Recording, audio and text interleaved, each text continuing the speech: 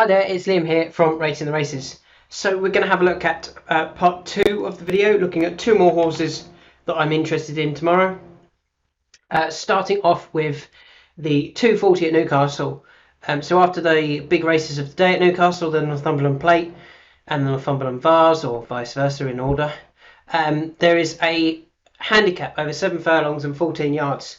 And I really like one here. On the basis that I think the horse is well handicapped, and unlike Safe Voyage, I think he's still got more to come. Whereas Safe Voyage, we kind of know that this is about his mark. He's only going to be regressing now. He's not going to stay progressive. Whereas the one I think still has more to come is Air to Air, RTR2 on our ratings. Now, I thought 2 runs ago he ran a perfectly good, respectable race, finishing second to Zip. Now, interestingly, they do reoppose, and Air to Air is going to be £14 better off when you take into account jockey claims. And that jockey claim for Air to Air is obviously a good one in Billy Loughnane. He's taking £3 off. So he's effectively running off a mark of 90, which is his lowest mark for a while as well. He has won off a mark of 91 before when winning under Kieran Schumacher in a nursery. And he's also been to the track twice. He finished second to Zip, as I said, and he also finished second to Balearic back in 2021, in March 2021, on only his 4th start. That day he travelled like the winner under Jamie Spencer. I thought he was going to go past, and he just didn't seem to go past. However, I don't think there was anything suspect about the horse, and I think with that course, it's almost course form guaranteed. You know he'll travel on the court at Newcastle, and I think he will take all of the beating here, to be honest. I think he's going to run a really big race in slightly calmer waters than what he has been running in. And you can currently get him at 13-2.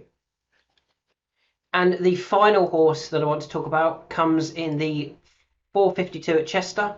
I think we can get a horse to make amends for last time out. So I've been a big fan of Malacana for a little while now, and I think there's a big handicap in Malacana. But off a mark of 80, he's going to need to win soon, or she's going to need to win soon. And I think on her return, I thought she was running a perfectly respectable race when getting badly hampered on the rail on the inside under Callum Hutchinson. When they eventually got out, she actually ran on really strongly. Yeah, she wasn't catching the front two, but she picked up really strongly, and I think she would have gone really close. I know she was beaten 7 lengths. For me, it looked like there was plenty left for Malacana. With that in mind, coming back to Chester, back with Callum on board, off the same mark, I think Callum's going to be aware of that this time and not want to get stuck on the rail. I think he'll be one off the rail, and when he makes his effort, I think Malacana will pick up really strongly, and I think she's going to go and win this. And at 5-2, as I said, we never look at Bet365 odds. At 5-2, I think she's a good price actually. Wouldn't surprise me if she went off favourite. Obviously, the Mark Johnston, Charlie Johnston now, Franny Norton factor, I think is making Military 2-step the favourite, not on form. And I think Malacana with the run under her belt, and Callum knowing not to get caught on the rail again, I think she's going to go really close here.